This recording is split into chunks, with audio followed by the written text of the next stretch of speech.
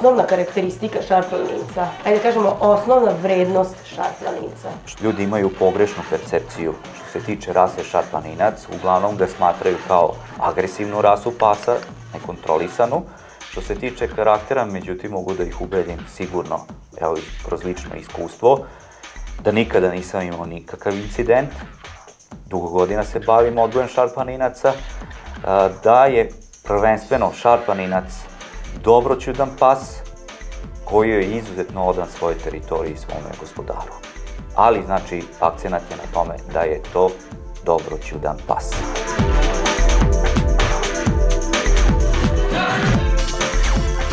Postanak se kaže po knjigama da je nastao od pasa sa Tibeta, a svoj fenotip je zadržao zahvaljujući zadržavanju na određenoj teritoriji, to jest znači na području Makedonije i Južne Srbije, znači to jest Šar-planine.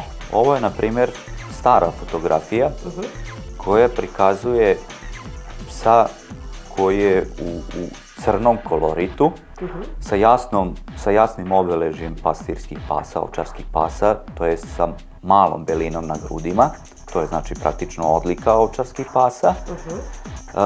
Možda će ljudima biti nepoznat ovaj varijetet koji manje poznaju rasu, a radi se o psu koji je dobijen, na primjer, iz kombinacije šarplaninca i šarplaninke. Ovaj varijetet je poznat u izvornom obliku i sada se u Makedoniji zove praktično makedonsko ovčarsko kuče Karaman. U stvari, moje lično mišljenje je da je to u stvari jedan varijetet, u stvari šarplaninca. Znači, ovo nije priznat varijetet. Po standardu nije priznat. Ali izvorno postoji. Jeste. Da li se može naći u nekim drugim bojama? Šarplaninac praktično u izvornom obliku postoji bukvalno od bele boje pa do tamno mrke boje.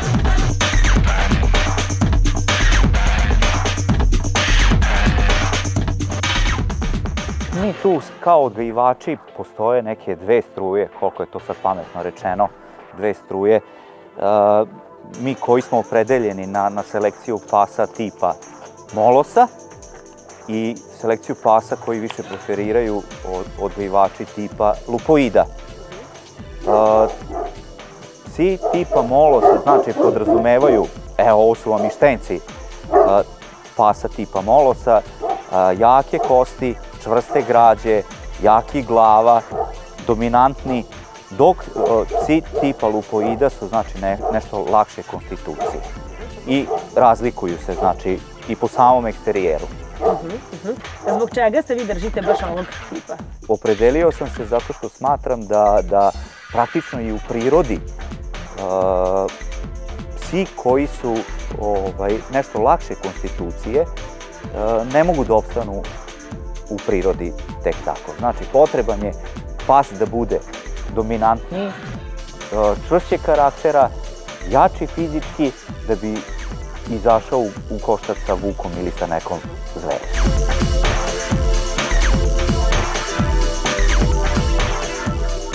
Zbog čega dolazi do te agresije u samoj rasi? Pa, najveći problem je genetske prirode. Dosta držalaca pasa je posegnulo za time da bi dobili na nekom eksterijeru da ukršta sa nekim drugim rasama i da dobiju neki karakter pasa koji nije svojstven samom šarplanincu. Zaradi izgleda? Jeste. Dešava se da to je i provereno u praksi, da određena jedinka izgleda izuzetno, a da nosi lošu genetiku. Pa kroz neke potomke dobijemo, na primjer, neke loše pse. Tako da, ja sam sad došao do toga da, na primjer, 4 kolena koje su izražena što se tiče potomstva, genetike u pedigreu, da svi psi su mi praktično i u praksi poznati.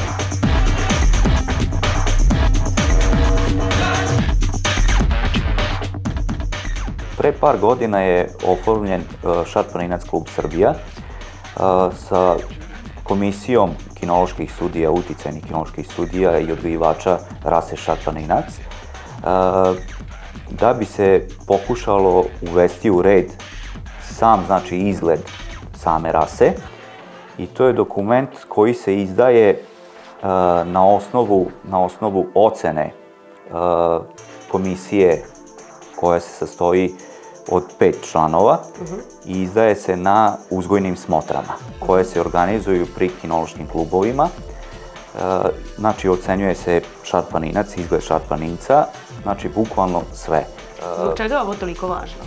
Pa važno je, za nas odgajivače je jako bitno da bi dobili neke smernice. Što kaže, ipak je to neki stručni klub, da bi znali ka čemu da težimo, šta da ispravimo u daljem odgoju i kako da se ophodimo prema samom uzgoju tih pasa.